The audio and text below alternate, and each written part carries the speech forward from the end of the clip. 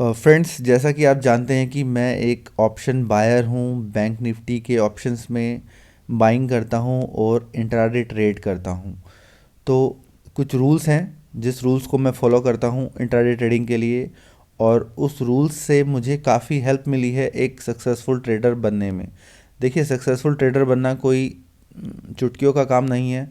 इसके लिए आपको सालों साल की मेहनत और डिसिप्लिन लगता है, जो कि आप कंटिन्यूसली आपको प्रैक्टिस करनी पड़ती है ट्रेड्स की। कंटिन्यूसली आपको रूल्स को फॉलो करना पड़ता है, आपको सेटअप पे वर्क करना होता है। तो बहुत सारी चीज़ें होती हैं, बहुत सारे फैक्टर्स होते हैं एक जो ट्रेडर की सक्सेस के पीछे होते हैं। और इसके पीछे अगर साल 2 साल की सक्सेस है तो 6-7 साल की फेलियर भी है। मैं ये नहीं कहूँगा कि कोई डायरेक्टली ट्रेड करना स्टार्ट करेगा और रूल फॉलो करेगा तो वो सक्सेसफुल बन जाएगा, ऐसा बिल्कुल नहीं है। हाँ, अगर आप रूल फॉलो करते हैं, मेहनत से प्रैक्टिस करते हैं, डिसिप्लिन मेंटेन करते हैं, तो आप जल्दी ही इस मार्केट में कामयाब हो सकते हैं। और अगर आप बिना रूल के, बिना किसी डायरेक्शन के, बिना सेटअप के, सिर्फ अपनी ओपिनियन से, अपनी मर्जी से ट्रेड करते जा रहे हैं सालों साल 10 साल, आप चाहे 20 साल ट्रेड करिए, 25 साल ट्रेड करिए, आप कभी भी इस मार्केट में सक्सेसफुल नहीं हो पाएंगे। क्योंकि इस मार्केट में सिर्फ 2 से 3% लोग ही सक्सेसफुल होते हैं और वही लोग पैसा कमा पाते हैं। और ये वही लोग होते हैं जो कि डिसिप्लिन तरीके से कुछ रूल्स फॉलो करते हैं और उन रूल्स पर स्टिक रहते हैं। तो देखिए, जो रूल्स मैं शेयर करने जा रहा हूँ वो रूल्स मेरे स्पेसिफिक रूल्स हैं, जो कि मैं बैंक निफ्टी ऑप्शन बाइंग के लिए यूज़ करता हूँ। मे बी ये रूल्स आपके लिए काम करेंगे या नहीं करेंगे, वो तो आप रूल्स सुनने के बाद ही पता चलेगा। लेकिन मैं ये नहीं कहता कि ये रूल्स आपके सभी टाइप के इन्वेस्टमेंट और ट्रेडिंग के लिए काम करेंगे। कि आप स्विंग ट्रेडर हैं या आप निफ्टी के ट्रेडर हैं, मे बी शायद निफ्टी में काम कर जाएं, या आप स्टॉक में ट्रेडिंग करते हैं, तो मुझे नहीं पता। मैं सिर्फ ये रूल आपको इसलिए शेयर करने जा रहा हूँ कि मैं आपको ये बताना चाहता हूँ कि इन रूल्स को मैं अपनी ट्रेडिंग के लिए फॉलो कर रहा हूँ। तो चलिए शुरू करते हैं रूल नंबर 1 से। Stick to only and only one type of trade. देखिए, जैसे कि मैंने आपको अभी बताया कि सिर्फ आपको एक ही टाइप के ट्रेड में फोकस करना है। जैसे कि मैं यहाँ पर बैंक निफ्टी में ट्रेड करता हूँ, ऑप्शन बाइंग में ट्रेड करता हूँ और इंट्राडे करता हूँ। तो जब आप ये मेरा बहुत ही स्पेसिफिक सेट है, जैसे मैंने आपको बताया कि बिल्कुल स्पेसिफिक आपको अपना डिसाइड करना है डोमेन। आप किस टाइप के डोमेन में, किस टाइप की कैटेगरी में आप कंफर्टेबल है।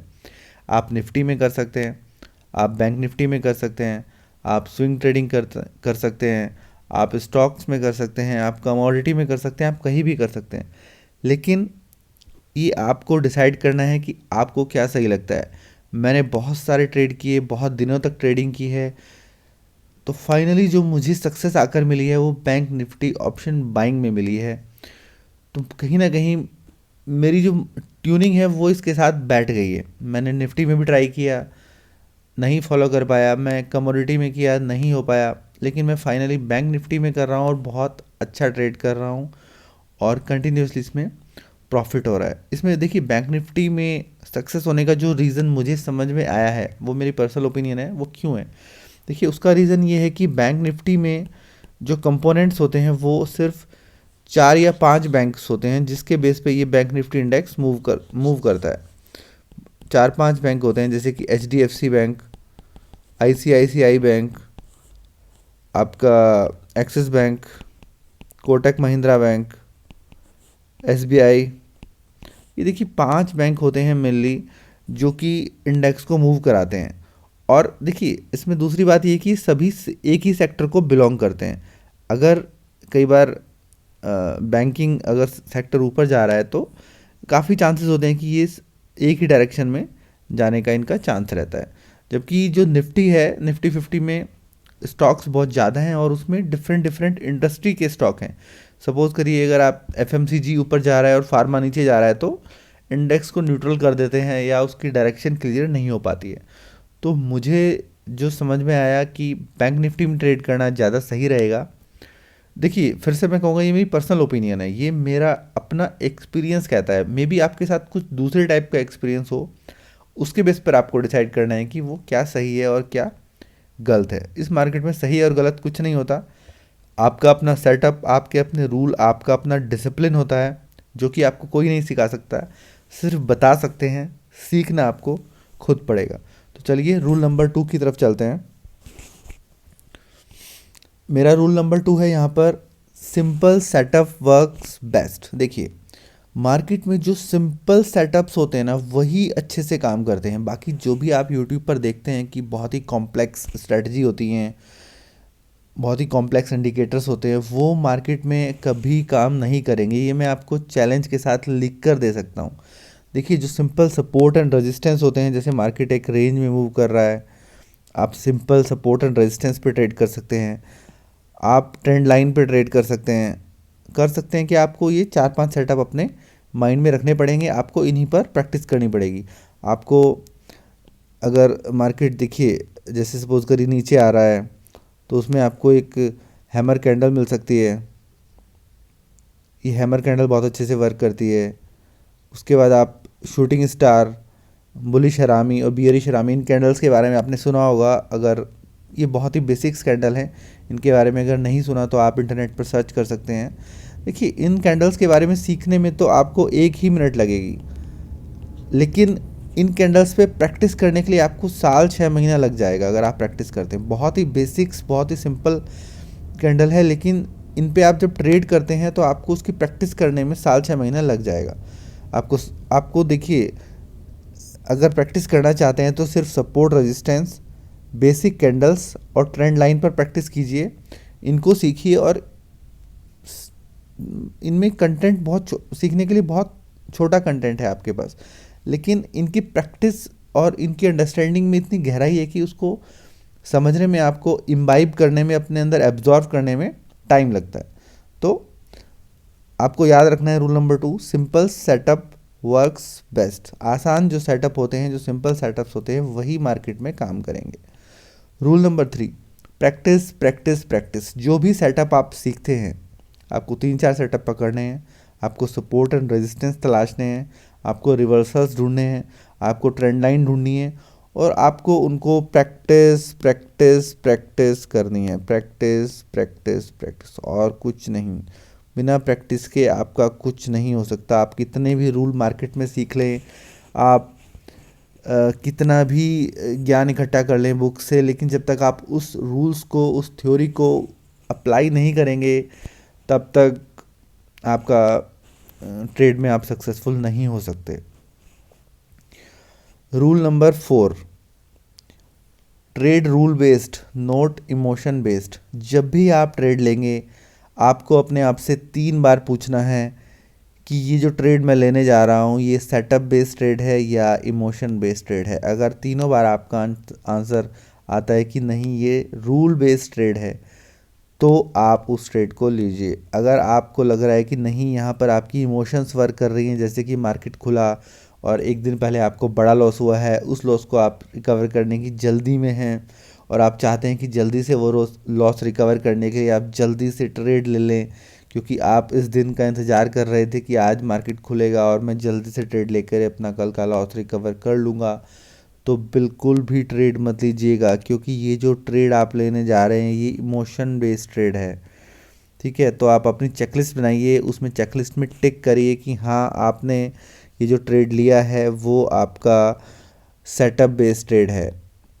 तो आप उस पर टिक करिए, उसके बाद ही आप ट्रेड लीजिए। Rule number 5, never ever make opinions. आपको मार्केट के बारे में राय नहीं बनानी है। आपको कोई राय नहीं बनानी है। मार्केट गिर रहा है, मार्केट ऊपर जा रहा है, जी न्यूज़ में क्या शो कर रहे हैं, आपको कुछ नहीं सुनना है। कहाँ पर कोरोना फैल रहा है, चाइना में क्या हो रहा है, यूएस में क्या हो रहा है, आपको कुछ भी नहीं सुनना है, क्योंकि उससे आपकी ओपिनियन बनेगी। अगर आप सुनते भी हैं तो ओपिनियन मत बनाइए, क्योंकि ये ओपिनियन आपके लिए ख़तरनाक हो सकती है, क्योंकि आपको सिर्फ छोटे छोटे मूव चाहिए। आप देखिए, फिर से मैं कहूँगा, ये जो मैं रूल्स बता रहा हूँ, ये इंट्राडे ट्रेडिंग के लिए बता रहा हूँ, बैंक निफ्टी में बता रहा हूँ, ऑप्शन बाइंग के लिए बता रहा हूँ। तो आप उस चीज़ को ध्यान में रखते हुए इन रूल को सुनिएगा। तो जैसे कि मैंने बताया कि आप ओपिनियन नहीं बनानी है, क्योंकि आपको ट्रेड करना है छोटे छोटे मूव में। आपको 100 से 150 पॉइंट का ही मूव चाहिए। तो 100-150 पॉइंट के मूव के लिए आपको ओपिनियन बनाने की ज़रूरत नहीं है। मार्केट भले ही बियरिश हो तब भी वो 100-150 पॉइंट ऊपर जा सकता है। मार्केट भले ही बुलिश हो तब भी वो मार्केट 100-150 पॉइंट नीचे जा सकता है, और वही आपका उतनी देर में स्टॉप लॉस चला जाएगा अगर आप ओपिनियन बेस्ड ट्रेड करेंगे। Opinions interfere with the setups. जो भी आपकी ओपिनियन होती है वो आपके सेटअप के साथ मैच नहीं करती है, उसके साथ इंटरफेयर करती है। आपके सेटअप, जब आप एक तरफ सेटअप से ट्रेड करेंगे, एक तरफ ओपिनियन से ट्रेड करेंगे, तो आपका गड़बड़ होने की संभावना बहुत ज़्यादा बढ़ जाती है। और जैसे कि मैंने आपको बताया, अगर आप बहुत दिनों से मार्केट में ट्रेड कर रहे हैं और अभी भी प्रॉफिट नहीं हुआ है, तो आपको पता ही होगा कि आप अभी तक ओपिनियन बेस्ड ट्रेड कर रहे थे। आप इसलिए कामयाब नहीं थे, आपने कोई सिस्टम, कोई सेटअप, रूल्स फॉलो नहीं किया था। आप इसीलिए मार्केट में कामयाब नहीं हो पा रहे हैं। जिस दिन से आप सेटअप और रूल्स फॉलो करना स्टार्ट करेंगे, आप उसी दिन से, मेरी बात याद रखिएगा, उसी दिन से आप एक कामयाब ट्रेडर बन जाएंगे। और मैं आपको बता दूं, जब भी आप मार्केट में ओपिनियन बना के ट्रेड करेंगे, आप सेटअप को भूलेंगे, उसी दिन आपका लॉस जो होगा वो सबसे बड़ा लॉस होगा। सबसे बड़े लॉस हमें तभी होते हैं जब हम मार्केट में ओपिनियन बना लेते हैं।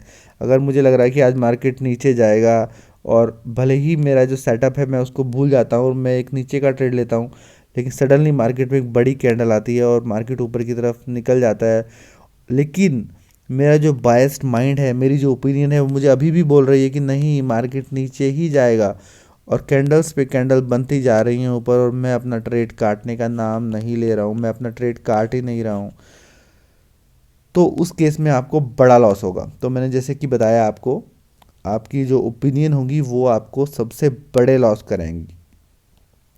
Rule number 6, trade with free mind. अगर आप किसी परेशानी में हैं, किसी जल्दीबाजी में हैं, बिज़ी हैं या दुखी हैं किसी बात से, तो आप ट्रेड मत करिए। अगर आप इस टाइम पे ट्रेड करेंगे तो या तो आपका ट्रेड गलत हो जाएगा, और आपका ट्रेड गलत हो जाएगा तो आपको लॉस हो जाएगा, और जब आपको लॉस होगा तो जो आपकी दुख और परेशानी है वो डबल हो जाएगी, तो आप और ज़्यादा परेशान हो जाएंगे। तो आप इस टाइम को, अगर आप दुखी हैं, परेशान हैं, बिज़ी हैं, तो अपना पहले काम निपटाइए। अगर दुखी हैं तो थोड़ा सा रिलैक्स हो लीजिए, फ्रेंड्स के साथ मिलिए, खेलिए, लेकिन ट्रेड बिल्कुल मत करिए। रूल नंबर 7, देखिए, ये रूल्स वो रूल हैं जो मैं फॉलो कर रहा हूँ ट्रेड एक कंटिन्यूस प्रॉफिट में रहने के लिए। देखिए, आपको मार्केट में ना बड़े बड़े प्रॉफिट लेने के लिए आपको कोई बहुत मैजिक की ज़रूरत नहीं है। आपको बस अपने लॉस को अवॉइड करना है। मार्केट में आपको लॉस नहीं होने देना है, आपको रूल्स पे स्टिक रहना है। प्रॉफिट आपको अपने आप होता रहेगा, आपकी कैपिटल सेव रहेगी, आपका प्रॉफिट अपने आप होता रहेगा। तो rule number 7, when you want to break the rule, remember the pain. जब भी आप रूल ब्रेक करने जा रहे हैं तो आपको पता होता है, और जब भी आपको ऐसा लगता है कि आप रूल ब्रेक करने जा रहे हैं, तो 2 मिनट के लिए आंखें बंद करिए और वो पेन और वो दुख और वो दर्द याद कीजिए, जब आपने 50,000 रुपये, 1 लाख रुपए के लॉस किए थे, जब आपने फ्रेंड से पैसा उधार लेकर पूरा पैसा एक ही दिन में ट्रेड में लॉस कर दिया था, जब आपने अकाउंट से वो आखिरी 50,000 रुपये, 25,000 रुपये निकाल करके सोचा था कि मैं आज आखिरी ट्रेड करूंगा, और इस ट्रेड के बाद मैं कोई ट्रेड नहीं करूंगा और अब मैं सारे रूल्स फॉलो करूंगा। उस दिन आपने फैसला किया था, लेकिन आपने वो सारा पैसा मार्केट में लुटा दिया, और उसके बाद भी आपने रूल नहीं फॉलो किए, और रात भर जो वो नींद आना और रात भर रोना रजाई के अंदर, वो सब याद करिए, वो बुरा दिन याद करिए। जब भी आप रूल ब्रेक करने जा रहे हैं, वो बुरा टाइम याद करिएगा, तो आपको सही डिसीजन लेने में हेल्प मिलेगी। इस पेन से बच कर रहिएगा। अगर आपको जब भी कभी रूल आप ब्रेक करते हैं, तो आप उसको अपना डायरी में नोट कर लीजिए कि मैंने कौन सा रूल ब्रेक किया था। तो rule number 8, remember your dreams. देखिए, जो हम सब लोग मिडिल क्लास लोग हैं, हम लोगों के अपने ड्रीम्स होते हैं। हम लोग ट्रेडिंग करते हैं या जॉब करते हैं या बिजनेस करते हैं, कुछ भी करते हैं, एक ड्रीम के साथ करते हैं। तो देखिए, जब भी हम लोग ट्रेड लेते हैं तो उस टाइम पे हमारे ड्रीम्स हमारे आंखों के सामने नहीं होते हैं, हमें सिर्फ ट्रेड और प्रॉफिट दिखाई दे रहा होता है। लेकिन जब लॉस हो रहा होता है, लॉस हो जाता है और शाम को मार्केट बंद हो जाता है, और उसके बाद हम इंट्रोस्पेक्शन करते हैं, अपने अंदर झांकते हैं, तब हमें दिखाई देता है कि मेरे तो सपने हैं, मेरे तो ड्रीम्स हैं, उनका क्या होगा? मैं डेली लॉस करे जा रहा हूँ, कंटिन्यूसली लॉस हो रहा है मार्केट में, मार्केट से कुछ भी प्रॉफिट नहीं हो रहा है, इतने दिन हो गए मार्केट में। तब हमें अपने सारे सपने, सारी चीज़ें माइंड में घूमने लगती हैं। देखिए, उस टाइम पर घूमने से कोई फ़ायदा नहीं होगा। आपको ये काम करना है, जब आप ट्रेड लेने जा रहे हैं उस टाइम पे आपको उन ड्रीम्स के बारे में, उन चीज़ों के बारे में आपको सोचना है कि आप क्या ड्रीम लेकर लाइफ में चल रहे हैं। अगर ये ट्रेड गलत होता है तो उसका क्या इम्पैक्ट पड़ेगा आपके ड्रीम्स पर। और ड्रीम्स को थोड़ा सा पर्सनल बनाइए। हर एक व्यक्ति के ड्रीम्स अलग अलग होते हैं। मे बी आपका ड्रीम कुछ और हो, मे बी मेरा ड्रीम कुछ और हो, तो उसको आप पर्सनल बनाइए।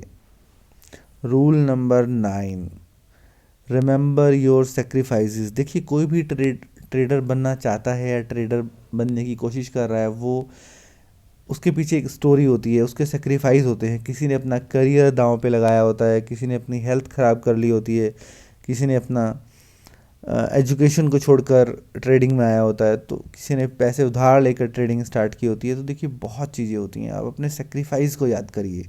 जब भी कोई ट्रेड लेने जा रहे हैं, आप याद करिए कि मुझे रूल्स फॉलो करने हैं, मुझे रूल्स पे स्टिक रहना है। भले ही आज प्रॉफिट ना हो, लेकिन मुझे रूल्स पे स्टिक रहना है। भले ही आज मेरा सेटअप नहीं बन रहा है, मैं नहीं लूँगा आज ट्रेड, लेकिन मुझे रूल्स को ब्रेक नहीं करना है। तो आप अपने सेक्रीफाइस को याद करिए। रूल नंबर 10, ये वो रूल्स हैं जो मैं फॉलो कर रहा हूँ। आप इनको फॉलो करना चाहें कर सकते हैं, आपको अगर अच्छा लगता है तो। या आप अपने रूल्स बना सकते हैं। अगर आप एक्सपीरियंस हो गया मार्केट में आपको काफ़ी, तो डेफिनेटली आप अपने रूल्स बना सकते हैं और उन रूल्स पर स्टिक रह सकते हैं। ये रूल्स मैंने बनाए हैं और मेरे लिए बहुत अच्छे से वर्क कर रहे हैं। When you break a rule, write in a diary. जब भी आप कोई रूल ब्रेक करते हैं तो उसको डायरी में नोट कर लीजिए। इससे देखिए क्या होगा ना, जब भी आप रूल ब्रेक करके डायरी में नोट करना स्टार्ट करेंगे ना, आपको जब भी आप कभी आराम से टाइम मिलेगा, शांति से बैठेंगे, तो उस डायरी को जब आप पढ़ेंगे ना, तो आपको याद आएगा कि आप कौन कौन से रूल रेगुलरली ब्रेक कर रहे हैं।